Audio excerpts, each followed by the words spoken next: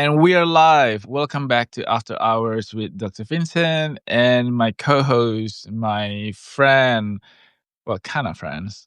No, he is my friend. And also my co-founder, Christian. How are you today, Christian? I'm very well, thank you. You look a little bit tired today. I'm only getting like the 6.5 hours sleep or whatever. My Apple Watch says that's all okay, but still, anyway, I end up feeling tired. Well, if you are like Christian, you think that you have had good enough sleep, you might want to listen to our previous episode where we talk about sleep and why and how sleep is so important to our biological system. And today, I want to talk to you, Christian, as well as people who are listening. Another aspect that I feel that is also very important in our day-to-day activity or day-to-day routine, and that is what a lot of people consider as the most important meal of the day, I'm calling BS on this. which is breakfast. And I don't eat breakfast, and I'm calling complete BS. oh, by the way, Smurl, thank you so much for providing us with the counter. And that has been going really, really crazy since we posted our episode on weight and weight management, be it gaining weight or losing weight. As a matter of fact, Christian asked me a very poignant question around about the episode is that why are we so interested with other people's weight? Anyway, you need to listen to the episode. It's already up. So make sure that you give that a go. But to go back to your claim, so tell me, why do you think breakfast is bullshit? Well, you're obviously the nutritionist, and you have a PhD. No, forget about that. I just want you to tell me what your It's feeling is about that. it's just not a thing I've really ever done through like almost my entire life. I mean, only very occasionally where, I go to some resort or something and, you get the buffet breakfast and everyone wants to do that. But just in my general day-to-day life, it's a cup of coffee and then I'm off to work. Or Has it always been because you were not just born like you this age now, right? You're not just born like I think as a child we had cereal and things like that, and that's where I think that's where I suspect it's all come from. It's all come from Kellogg's or something like that. Everyone's got a lot of things, right? Everyone's got to buy into having breakfast as the most important meal of the day, and I get it. In terms of in the past, if you were a farmer, you needed to eat a lot of carbs or something like that just to have the energy to do the physical work you were doing. But how much energy do you need to go and sort of sit in an office or make your way to work and have meetings and that sort of stuff? It isn't like the calories you get from a white coffee enough? Interestingly, the amount of sugar in breakfast cereal also has increased throughout the last 8 to 10 years. And it's a really good point that you mentioned that the amount of activities, the amount of calories that we exert in terms of performing our day-to-day activity has dramatically gone down because of the Industrial Revolution. A lot of things that used to be requiring a lot of energy, be it like walking or doing things in a manual way, now have been eliminated because, I mean, we're very lucky we live in Sydney, Australia, where Sydney is a very walkable city in the way that we can have access to buses, trams, not trams, light rails, trains and everything. So, but going back to what you mentioned just now, I actually have it here and I do actually write it here so that I don't get this wrongly and someone trying to sue me or anything. But John Harvey Kellogg uh, was popularizing this saying that breakfast is the most important meal of the day as part of a marketing scheme or marketing effort to sell cereals in the 1940s. And some people would say he was a bit of a weirdo too. well, he is also responsible for circumcision in the US, which is another episode. So do not sidetrack me on that because I'm not sure we're going to do an episode on that, but anyway. Anyway, but the phrase was popularized in 1910s by John Harvey Kellogg and later reinforced by General Foods in the 1940s to sell cereal. And we know now that scientifically, modern studies have shown that meal timing matters, but breakfast isn't universally essential. And you mentioned about your morning routine, and something that can be very different from someone who, say, for example, work in a road construction, who needs the energy in the morning, because during the time when we were asleep, obviously we are not having a lot of or any food intake, and therefore our blood sugar level needs to be stabilized with meal, and that's the reason breakfast is actually breaking fast, right? Yeah, and but I know there are people that are different from me that have the same sort of cadence in terms of their day. So they work in an office or whatever they do, but they need more than a cup of coffee. Are they just addicted to breakfast?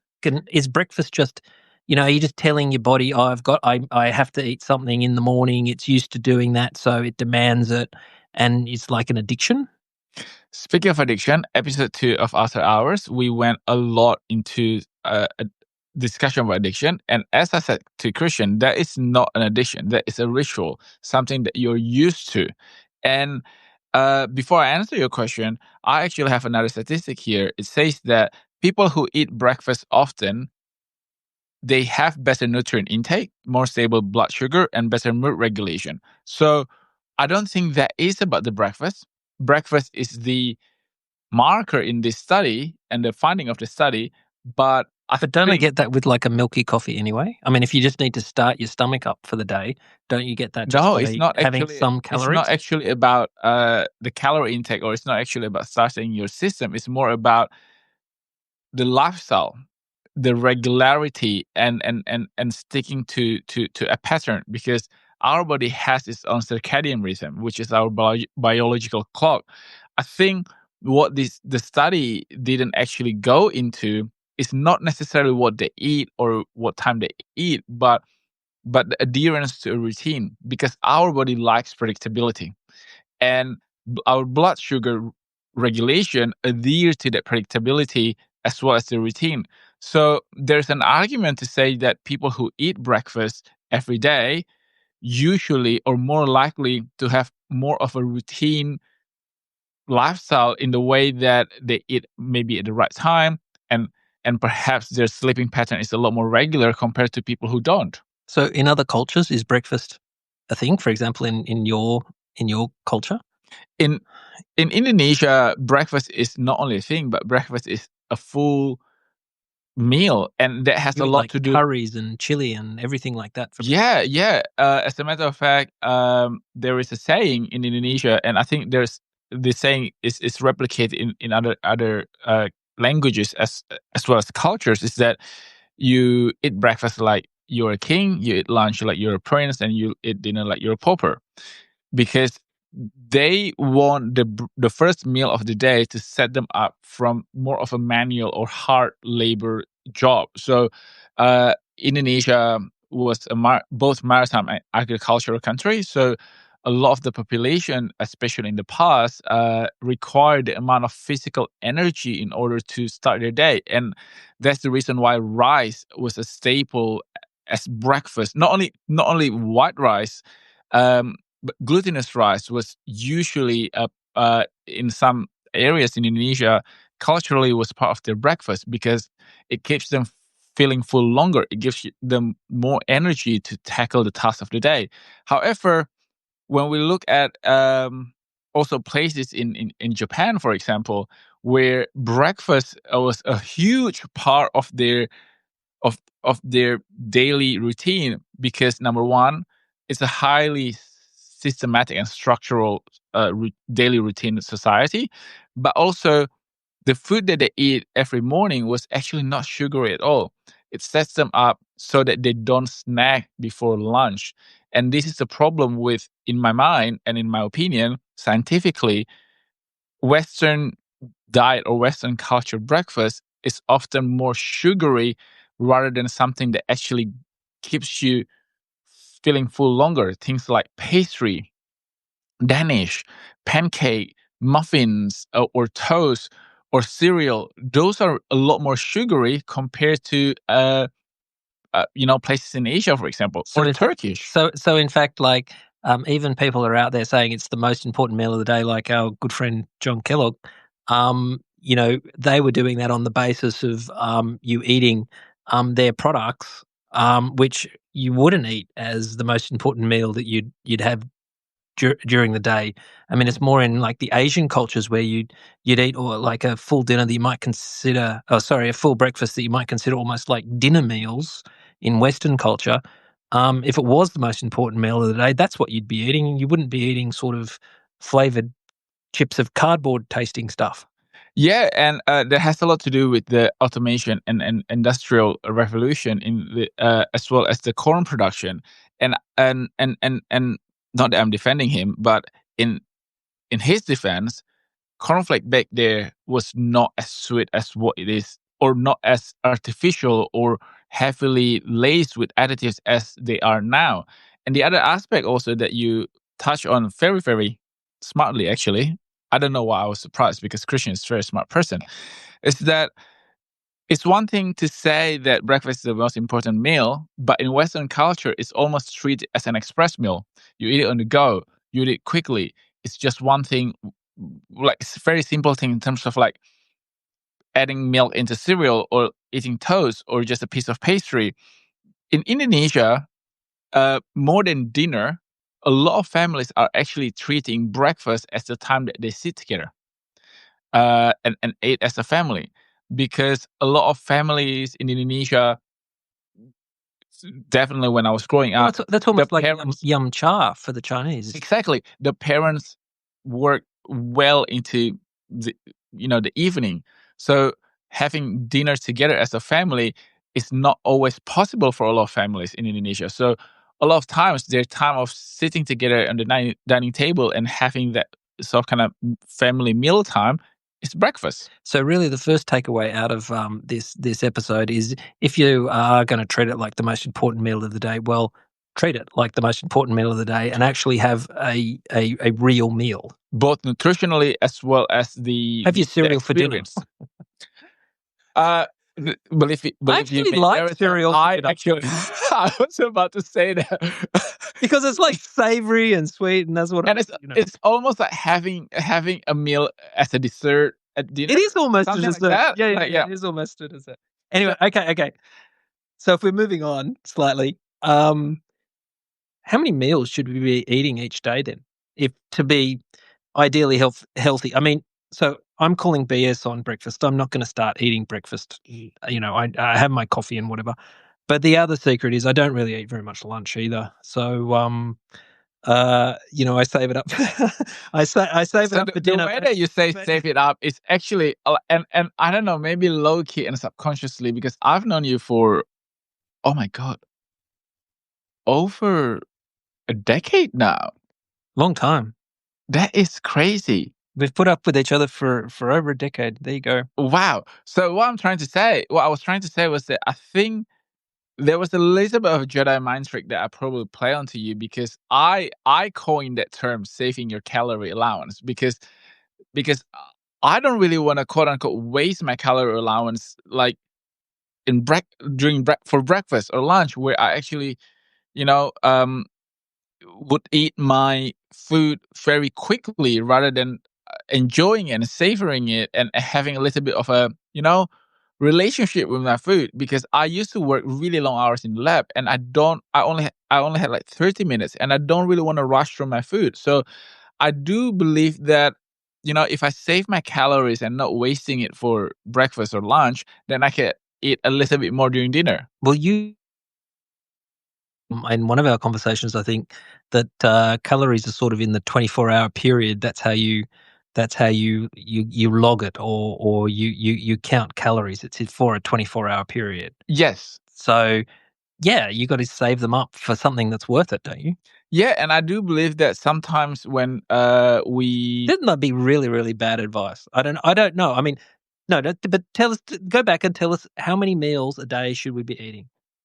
I can't answer that question because it really depends on on your requirement and your not only your requirement but also the way that works with you. Okay, so who told us we've got to eat 3 meals a day, or that's just? I mean, is it the same across all cultures in the world, or?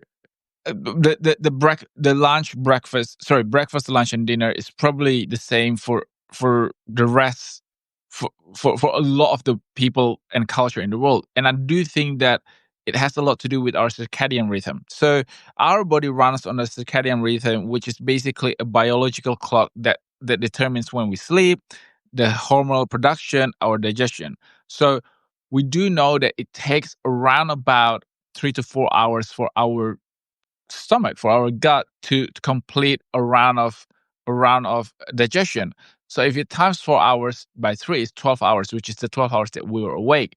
And I think that's the reason why we start feeling hungry every sort of kind of 3 to 4 hours. But some people also, they kind of like snack constantly. Like they're constantly munching away on stuff, or they constantly have a drink on their desks. I mean, those ridiculously large cups, Stanley Cup. a Stanley Cup. I mean, no one needs that. Well, I do know that I have a water bottle. Probably not like 5 liters, but I do believe that when the Do you water have to bottle is stay there, that hydrated?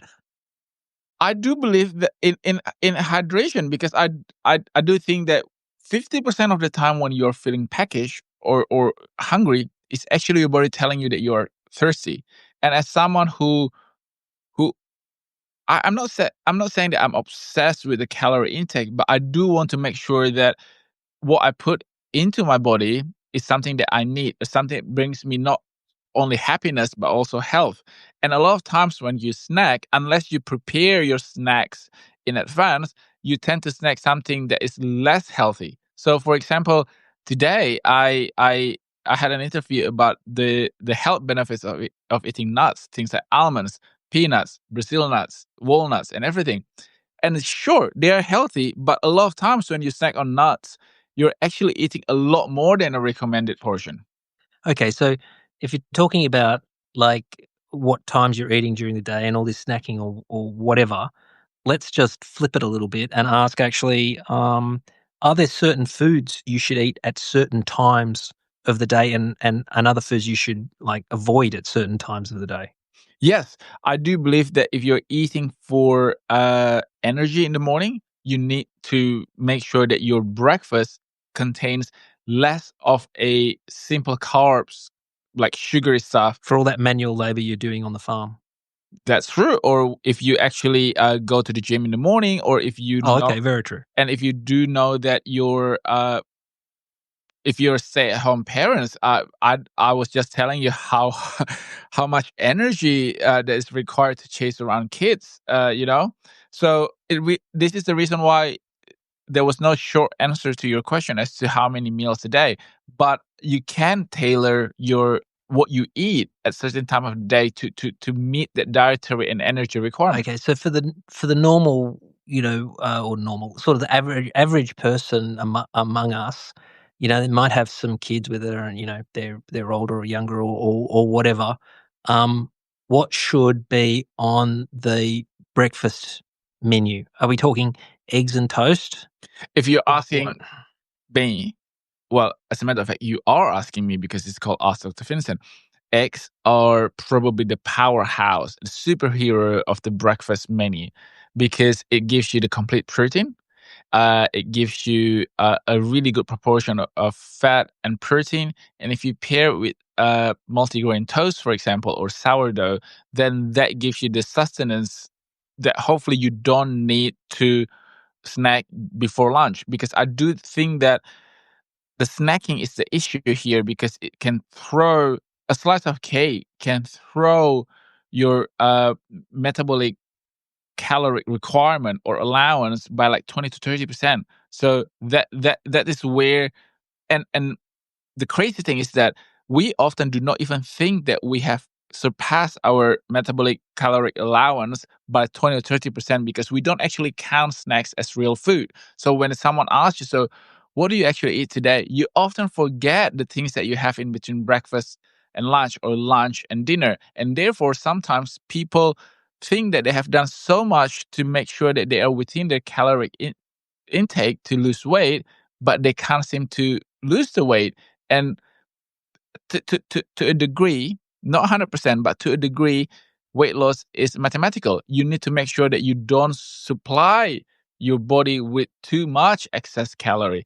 And having something that is high in protein, like egg, Should you be eggs in the eating morning. meat? Should we eat meat for breakfast? I believe that if people, Unless you're vegetarian, of course, but yeah. I believe that if people can quote unquote stomach meat in the morning, they should. I still want But some people can't eat meat in the morning? Their stomach isn't ready for it? some people due to either routine or something that they have been doing for many many years of their lives, they can't digest meat very well, and that can cause indigestion. Because remember, our digestive system is actually both simple and complex. The complex part of that is that when we are eating meat, we need to make sure that our gastric acid and our digestive enzymes are ready for it.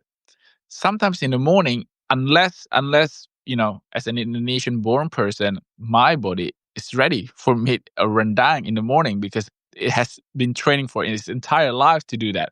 But for people like you, for example, who grew up either not eating breakfast or eating peanut butter and jelly or jam or egg on toast or Cereal. cereal or baked beans, your body is just not ready with all of this digestive juice to process the meat. You can train yourself though. It's just like eating spicy. I do believe that you can train yourself to tolerate spicy food if you really want to. Okay, so if we're talking the standard sort of 3 meals then, what do we avoid or what do we include for lunch?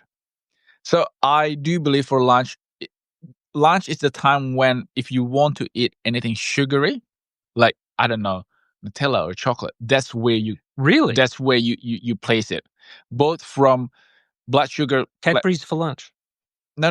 I'm saying is that usually when people say that, I'm gonna place the most sugary part of what I want to eat during for breakfast, because then they think that if they have it at dinner, it will make them gain weight. If they have it, and therefore they should have it the first as a first meal of the day, so that they give their body chance to burn the calorie. But which is you're more than welcome to do that. But eating something too high in sugar in the morning will actually make you crash in terms of your blood sugar level and makes you want to crave more sugar. So if you want to place if you want to eat donut, the best time for you to eat this kind of food is during lunch, because during lunch your body is already ready in digesting the food, and you're not starting from very low blood sugar level. Because remember, when you wake up in the morning, your blood sugar level is low because you haven't eaten anything during the night. And breakfast, again, breaking the fast, making your body ready for that. And when you want to eat something a little bit naughtier, do it during lunch because your body system is ready. And then you still have time to use the energy. If you have it at night, what are you going to do? Sit in front of the couch and watch Dallas Cowboys cheerleader for 3 episodes and go to bed? I don't know. I just watched this last night. Can I just say that I do we don't not have to talk about No, it. no, no. It sounds like a terrible show. It was. It was But it let's sucked not you talk in. about this. Let's talk It about it. sucked you in because they worked so hard to get Oh. into the team. I'm sure they do. And also, I got a shout out to Kathleen in the office today, who actually brought me in a slice of cake. It's waiting in the fridge for me. I'm gonna enjoy that before I go home today. But okay, so for dinner, what are we eating? What are we avoiding? If you have a sit down dinner, and I always say this, right, because you are eating not only for your food, for your body physically, but the food needs also to nourish you mentally and psychologically. So I know that biologically you shouldn't eat something too rich, too spicy, too complex during your dinner time. However, But that's what we all do. however, for our culture, or we are accustomed to here in Australia, is that that's the time that you spend the most time when it comes to enjoying your meal. So there is an argument that says to say that when you're eating dinner, it's actually the time where you can slow down. The problem is that sometimes people eat their dinner in front of the TV or while watching screen. And I do believe that actually people who do that tend to actually overeat. And not only that, they don't actually chew properly.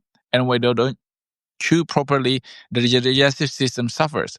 Digestion starts from the moment you chew your food in the mouth. And by doing it properly, you're actually pre-digesting the food and start the digestion before it actually enters your stomach. And not only that, it also stabilizes your sugar level. And the third aspect to chewing properly is that it gives your brain and gut axis relationship time to determine when you're actually full. It takes around about 10 to 20 minutes before our brain recognizes that we have had enough. And that's the reason why sometimes if you go to like fancy restaurant and the portion is like this small, but they make you wait for 20 minutes in between meals, you or in between courses, you actually feel full. But I also don't.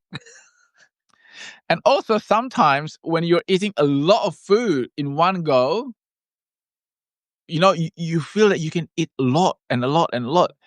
And then once you're done, suddenly you feel like, oh, I'm too full. I just overate everything. That's because it takes some time. There is a delay before our gut tells our brain that it's full. I'm definitely one. If I go to any of those fancy, I went to this super fancy restaurant in Kyoto, which was all written up in the New York Times or whatever, and I swear I had a burger afterwards. Seriously. Anyway, That's that a you that problem, Christian. that's an aside. But I want to ask you about dinner. Okay. Again, what time should people eat dinner? Because people around the world eat dinner all at a different time. But what's the actual time period? Because there's got to be a problem eating You need late to at night. finish dinner at least, at the very, very, very least, 2 to 3 hours before your intended sleeping time. So with sleeping, because we talked about sleeping last time, and the sort of damage that looking at your phone does to your sleeping. Does eating immediately before you go to sleep damage your sleeping as well? Yes, because your body has to both juggle putting your system in a calm or soft kind of sleep mode, but at the same time it can't slow down too much because obviously it's still doing all of this digestive programming and work. So it does confuse your brain whether or not it should slow down and shut some of the system in the body or keep going because it still needs to digest all of this food that you eat. So that's the reason why 2 to 3 hours, preferably 3 hours. So for example, I go to bed at midnight. So the last meal that I have should be around about 8:30 to 9 o'clock. And you won't drink or eat anything after that? Not during school day. Like if it's weekend, then I do believe that I only need to be good, or I strive to be good 80% of the time. Not a sneaky popcorn and wine while you're watching a movie or something like that after you've put your daughter to bed or anything? No, well, not Or your during. cheerleader show, which I don't even understand why you put on? It is not a cheerleader show. It is not about that at all. People often misunderstand that show, and including me. And I hate myself for actually I don't finishing a even know season. why we're talking about it. Anyway, no. During Monday to Friday or Monday to Thursday at the very least, I'm really good at not doing that because I don't need to be adhering to the rules 100% of the time because again, you need to strike a balance between being healthy and being happy. I mean, kudos to people who can be so strict and so disciplined with the routine 100% out of the time. But I live in the real life. In a real life, I run a small business in Australia. Obviously, I do need to drink from time to time, but I don't do it. Is that just on the days I'm here?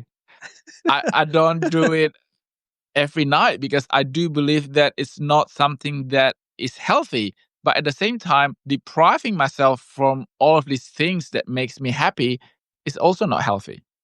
Okay. So we've talked about time. We've talked about, all the time to eat, the number of meals you're having and all that sort of stuff. And I'm going to throw you a curveball. Are you ready? I Are you hope ready? so. Are you ready for this curveball? I hope so. It's got nothing to do with cheerleading. I don't know why In a minute, I'm obsessed with that. in a minute, in a minute fasting. Okay. So you've just, I used to do it for many years. well, how does it work? What is it? So intermittent fasting is literally what it says, that intermittent fasting is that you. Is it like for the whole day? It is. It is with the 24. It works with a 24-hour cycle. So you, you're eating or fasting one or the other intermittently.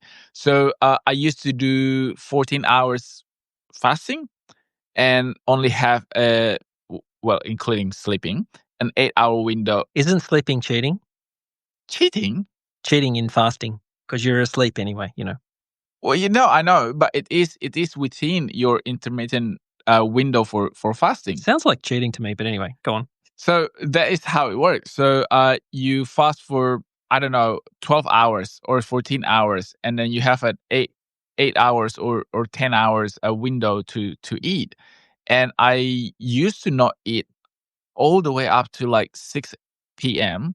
and then only eat between 6 p.m. to 8 to 9 p.m. because obviously I don't really want to eat 3 hours So what close to my you were bedtime. not eating at all during the day, and you'd only eat between 6 and 8 p.m. So yeah, so only the 3 hour window, and I in the whole day. in the whole day, and No coffee, no anything, nothing. black coffee, because black coffee doesn't contribute to your blood sugar level spike.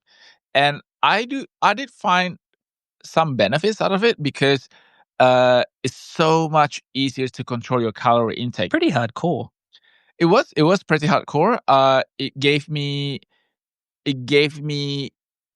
surprisingly, it gave me actually more.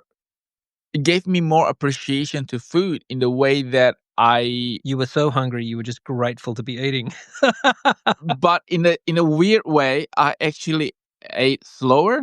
I actually ate better food because I had a lot of time thinking about what I was going to eat. So I actually, like, prepare the food really nicely because I know that this is my only eating window during the day, and I don't just want to eat junk. But and however, ever since I started my Peloton biking routine every day, because I cycle every day now. So that was my Christmas present. I found that this new addition to my routine, which is because I can burn like 300, 400 calories in one sitting of my cycling routine. The intermittent fasting no longer serves my benefit, no longer serves the purpose of my calorie requirement, because I found myself actually really hungry and really wanting to eat. And as a matter of fact, instead of spending a lot of time thinking of what I want to eat and prepare nice meal for myself, by the time that I got to my eating window, I would just eat junk. I would eat crackers. I would snack before my actual meal. So that is the time that I changed my routine, that I felt that I needed to change it because it no longer serves my body's requirement. And I listen to my body that it's no longer working for it. So now I actually eat lunch and dinner, and I occasionally You're not eat eating breakfast either. I occasionally eat breakfast, but Monday to Friday, 90% of the time. What proportion of people do you think don't eat breakfast? Is it it's a lot of us, isn't it? I think there's a lot of us. I think there is a stigma in the way that a lot of people usually do not admit that because Kellogg was, BSing everybody and saying it was the most important meal of the day so he could sell more flavored cardboard. and I'm not even kidding, because when I used to do my human nutrition degree, there were posters everywhere that says that breakfast is the most important meal of the day. I do believe that for kids, for students, especially students in the elementary school or also high school during puberty, breakfast is really important because their requirement, their thermogenesis, their energy requirement, concentration requirement, it's a lot higher compared to ours. Their body burns a lot more fat and requires more energy to function. And I do believe that there is a benefit to making sure that your kids or young kids eat breakfast before they go to school, because it's really hard unless they're accustomed to, but they, they only know what they know. If they don't eat breakfast and they're hungry, it will impact their concentration and focus level, because I do believe that people need to arrange their food less about weight management, but more about what their body nutritionally and nutriently needs. Okay, so something you talked about a little while ago, or just before, was really savoring your food and that sort of stuff when it is the time to eat. And the French and the Italians have it absolutely right. Like when they sit down for a meal, they sit down for the meal and they spend an hour and a half, 2 hours having their meal. I'm sure not everyone, but that's a pretty sort of normal cultural thing. Um, how much time should we spend, eating breakfast, eating lunch, eating dinner? Is like scoffing it all down in 10 minutes okay? At least Or an hour. That's the reason why lunch and breakfast are not something are not the time of the day that you should actually eat something that is more that is quite complex or elaborate. The same way that in different culture where breakfast is the time that you can spend more time to appreciate your food, to connect with your family members during the meal. That's when you have to focus your more effort in terms of your nutritional needs and everything. But an hour at least, because it does take that amount of time to chew to properly chew your meal, to make sure that you connect with the people, because I do believe that as social creatures, human connects really well when there's food involved. I mean, uh, the sharing of food's a real bonding it is, thing, it isn't it? is, it is like the sharing of bounty. Cultures all over the world, usually their biggest festival is around about harvest time, because it talks about abundance and also sharing of food. So this is something that, But in so many cultures also, like a gift of food, if you come to someone's home, a gift of fruit or yes, whatever it is what you've got to do. and in Indonesia, uh, instead of asking how are you or how you doing when you meet someone or when you see someone and catch up with someone, you ask, have you eaten? Yeah. Because that is the sign of, I mean, we were colonized by the Dutch for 250 years, so food was not always something that was abundant in our culture, at least during the colonization. So asking someone, have you eaten or have you had a meal, is equivalent to ask, uh, how are you? What is the state of your welfare and well-being, basically? So So really, also, you probably, if I mean, some people can't do this because of their circumstances, but I mean, if you can, should you make each meal a social occasion? Should you be sitting down with someone within your else? family, if you live with your family, if you have a partner, sure. I believe so. I really do And believe does that so. help in the, I don't know, anything with your body, with the digestion, with the you know, what's happening in your brain or anything like that? It does definitely help things with, the most direct impact would be your blood sugar level, because what it does is that it helps your body to slow down and to actually digest the food properly. Because if you do take the time to eat your meal, your body is a lot more ready to, instead of being bombarded with a lot of things at the same time, it's taking it in small parcels. And number two, that connection between our brain and our gut. Because remember, the same axis, the same interaction also are this is the system that gives you your that regulates your craving, that regulates your hunger and satiety and feeling full. That is very, very closely related to your feeling and mood. And I do believe that, I don't know if you read the news lately, that in places like Korea or certainly Japan or even in China, and it's creeping into the Western world, like the US or even here in Europe, there is a lot more eatery or restaurant that um, make space for a single diner table, in the way that, I don't, like the ramen place in Japan, where you basically are sitting in like a The cupboard little covered cubicle thing. cubicle thing, that Yeah, they give you your food through a little slot. a little slot thing, and then close the slot after. Which, I guess, I mean, you know what? Kudos for people who take themselves out for a meal. I do think that it's really important to have that kind of relationship with yourself and being independent. That's what Keanu Reeves tells us. That you can go out and have a nice meal sitting in the restaurant. I used to not be able to do that because I think that it's a little bit sad and pathetic. But I also think that it helps. But it's not. If you're traveling on business or whatever, you just do it.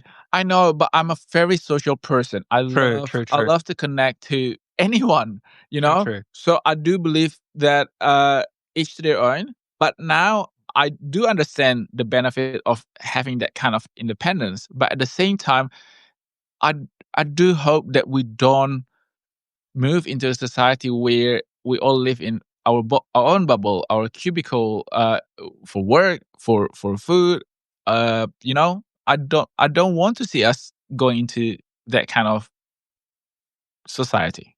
Okay, so we have a few minutes left, and I've We invested in a physical timer, by the way, because I don't know. Whenever we talk about something that's so interesting, we were like 10 minutes over time, 12 minutes. So we have just recently invested in a timer. and I I'm just need to remember. I'm desperately trying to keep us to time. I just need to. You're not helping right now. No, I know. No, but I have to explain. I have to explain the reason why I kept looking that way because Christian's there, and I kept looking that way because the timer's there. Anyway, so I've left the best sort of till last. Snacking. Everybody's going to do it, regardless of what people say, if it's good or bad or whatever. Without giving us the sort of full-on, nutritionist, dietitians doctrine, what are the snacks really? People aren't going to stop eating chocolate and chips and that sort of thing, but explain maybe how we can do it a bit more sort of responsibly so we're not stuffing up our blood sugar or anything else. I'm going to break my answer down into 4 parts. The first part is that strategize and organize your main meals. If your main meals are a breakfast, lunch, dinner, that's good, or lunch and dinner, or even just one meal a day. Strategize it in the way that it keeps you feeling full longer than what you probably have done in the past. So I explained just now that when you strategize your breakfast to be something that is less sugary, more complex, and higher in higher in protein instead of carbohydrate, you actually extend that feeling full longer than what you would have had the blood sugar crash down and you have spike and crash and you have the need to and the crave to snack.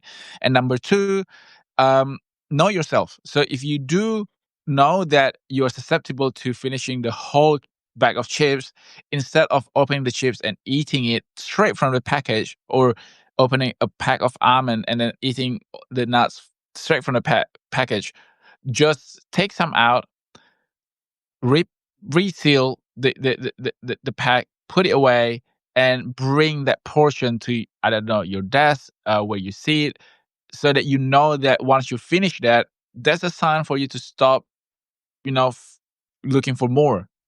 And number 3, strategize in terms of what you actually snack. An apple is really, really great. Yeah, but is anyone going to go grab an apple for a snack? Yes, they're not going to do that. They're going to grab the chips and the chocolate. Maybe not every time, but if you put an apple on your desk, because I do that, you eat an apple. Or I don't really like banana because I feel that banana is a little bit too sugary. But an apple is great. Cucumber and celery sticks, I love that. Who is going to do that? Nobody. No, actually, let us know in the comment down below. You do have people who do that, and I like the snacks of convenience, like a packet of breadsticks or something like that. I don't know. And if you do have to eat something savory, things like cheese and crackers are actually really good because the cheese gives you a sustenance longer than just the crackers, because it's, again, high in fat and high in protein and not just carbohydrate. I'm going to nail you down here on chips and chocolate. How, can you, tell us, how often can you have that as a snack? And I would say no more than 20% of the time that you're snacking. So if you say, for example, if you plan your snack for a week when you're in the office, only plan for one day that you actually do that. You always need to have an emergency chocolate or snacks in your cupboard or your office or your desk, because you never know the day that you need it. Because sometimes working in the office or wherever it is that you do, you need that comfort food, right? So I don't know what your comfort food is. My comfort food is a pack of chips, salt and vinegar. So that is number 3. You have to strategize your snacks. If you're more of a sweet tooth rather than a savory person, you need to make sure that your guilty snack is not more than 20% of the times that when you're snacking. That is the maximum, because there's the saying, when you do something more than 3 days or more than 3 times, you're more than likely to actually keep that routine. So if you, on Monday, if you have a piece of, chocolate or a pack of chips, and on Tuesday you do the same, and Wednesday you do the same, believe you me, Thursday, Friday, and the next week you will have the same thing. So this is about teaching your body and training your body, or tricking your body, if you like, into developing a new routine. You just need to do 3 things at the same time, in consecutive time. And number 4, remember, 50% of the times when you are peckish, when you want to snack, when you crave for food, you are actually thirsty. And that's the reason why I mentioned that there is a benefit to having a large jug of water or bottle of water near you, so that the first thing that you do when you're feeling peckish and you are on, calorie watch, you drink water. Okay, I don't think I'll be buying one of those ridiculous cups, but it's been very interesting. Actually, the University of Newcastle gave you one. I must have lost it. Okay. Anyway, thank you so much for tuning in. We are a minute and 50 seconds over time, but I mean, you asked me the hard question at the end, so I'm gonna cut that and give you the 4-point snacking strategy that benefits your calorie intake. In the meantime, make sure that you check out all of our episodes that are out. I'm sure you can take some lessons, and hopefully, if you have some opinions, please do let us know, because it's about learning together. My name is Dr. Vincent, and Christian. see you. Bye bye.